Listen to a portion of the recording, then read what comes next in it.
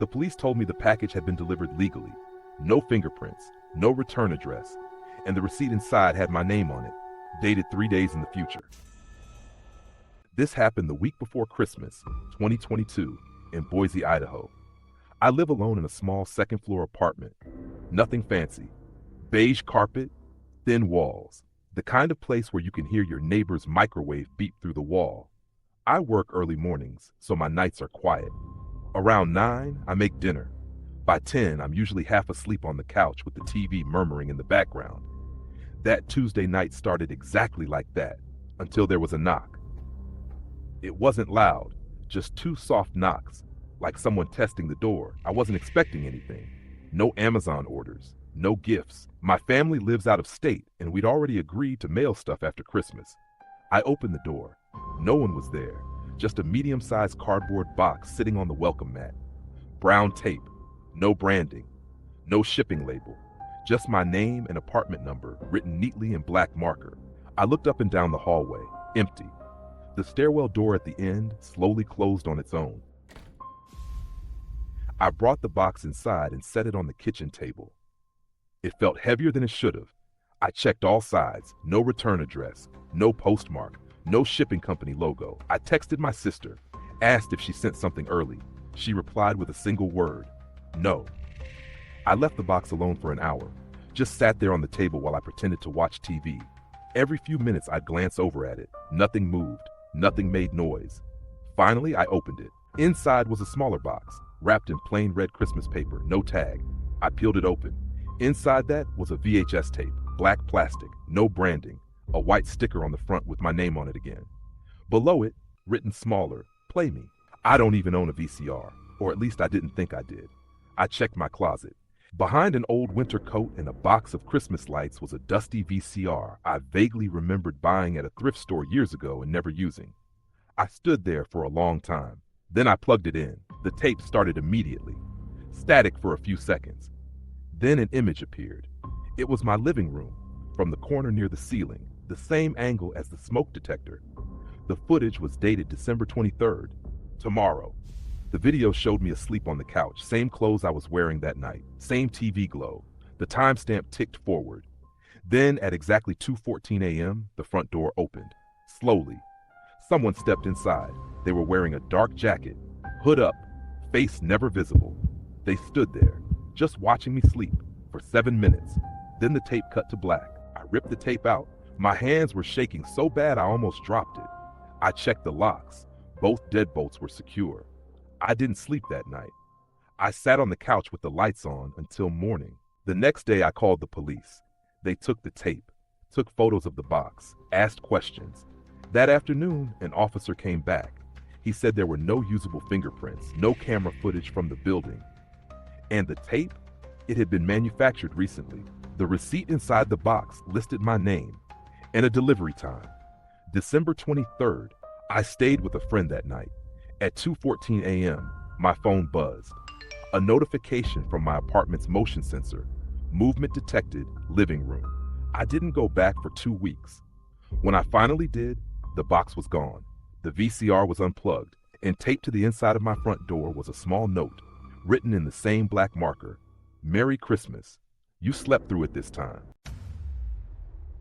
This happened on Christmas night, 2019, in Flagstaff, Arizona. I was 26 at the time, home alone. My parents were visiting relatives in New Mexico, and my younger sister was staying with friends. I volunteered to house sit, feed the dog, keep the pipes from freezing. Christmas Day itself was uneventful. I spent it eating leftovers, watching football, and running out to 7-Eleven around 9 for a bad coffee and one of those cherry Slurpees they still sell in winter for some reason. By midnight, the neighborhood was dead quiet. Snow muffles everything up there. Makes the world feel padded, safe. I locked all the doors, set the alarm, let the dog out one last time. Then I went upstairs and laid down fully dressed, scrolling on my phone while the old radio on my nightstand played a local station's Christmas countdown. At 1:48 a.m., the dog started whining. That wasn't unusual. He hated fireworks, and some people still set them off on Christmas. But this was different. He wasn't barking. He was staring down the hallway. I called his name. He didn't move, just kept whining, quiet, controlled, like he didn't want to be heard. I almost laughed it off. Then the radio skipped. Then a man's voice came through, not singing, talking. Delivery confirmed, the voice said. I sat up. The station wasn't a talk station. Ever. I reached for the dial, and before I touched it, the radio snapped back to music like nothing happened. I told myself it was interference, old equipment, cold weather. That's when I noticed the front porch light was on. I hadn't left it on. I checked my phone, 2 or 3 a.m. I pulled up the security app. The front camera showed the porch empty, light on, snow untouched, no footprints. I went back to bed, left the lamp on this time. At 2:17 a.m., the Christmas song cut off. Silence, then breathing, right outside my door. I froze, didn't move, didn't blink. The breathing wasn't heavy or panicked. It was calm, patient, like someone when waiting their turn to speak. I whispered, "Dad?" Nothing. The doorknob didn't turn. The breathing stopped. My phone vibrated. A notification from the security app. Front door unlocked. I stared at the screen. The front door was supposed to auto-lock after 10 minutes. I hadn't opened it. I switched camera views. The front door was open, just a crack. Snow blowing in. I locked my bedroom door. Called the police with shaking hands. While the phone rang, the radio turned back on by itself. Same man's voice. Clearer now. House occupied, he said. Proceed anyway. I told the dispatcher someone was inside. They stayed on the line. I heard footsteps downstairs, slow, careful, stopping beneath the stairs. Then a sound I'll never forget. A soft knock on the ceiling, directly under my room. The police arrived in 7 minutes.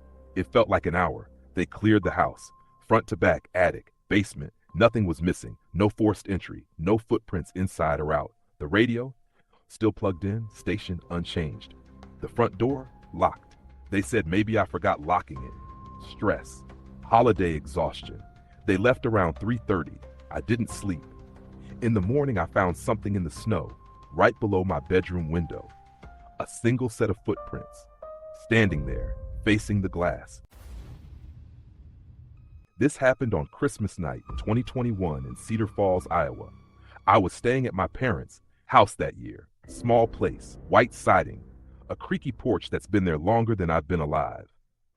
Christmas Eve had been loud and busy, but by midnight, everything settled down. My parents went to bed. I stayed up on the couch, half watching some old movie, the tree lights blinking softly in the corner. Outside it was snowing, real quiet, the kind of quiet you only get once a year. Around 12:40 a.m., my phone buzzed. A notification from the Ring camera. Motion detected. I figured it was snow or a stray cat. That camera was sensitive. I tapped the notification anyway. At first I didn't see anything, just the porch, the wreath on the door moving slightly in the wind. Then the camera adjusted. Someone was standing just out of the porch light, facing the door, not knocking, not moving, just standing there. I muted the TV. The person was tall, wearing a dark coat and gloves. No hat, no visible breath, even though it was freezing. They were holding a rectangular box, wrapped in shiny red paper.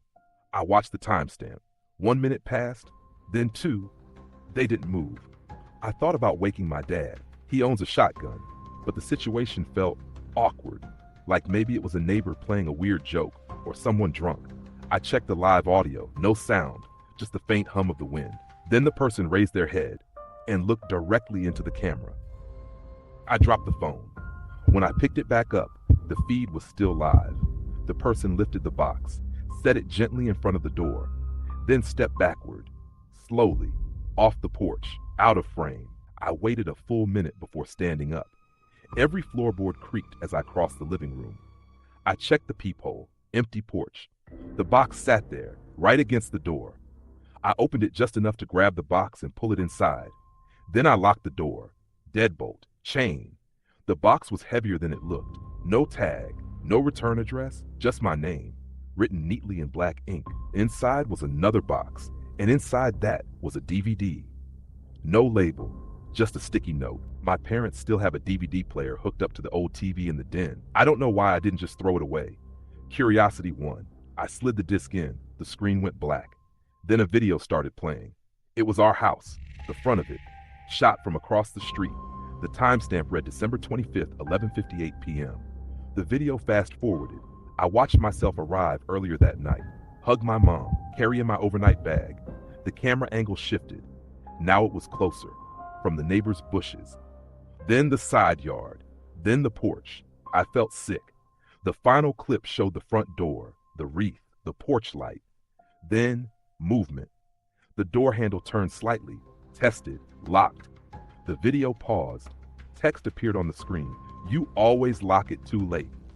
I ejected the disc. That's when I heard it. A soft knock, 2 taps, from the front door. The knocking stopped.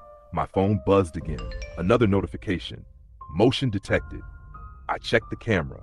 The porch was empty, except for fresh footprints in the snow, leading up to the door and stopping there. No footprints leading away. The police never found anyone. They said it was probably a prank.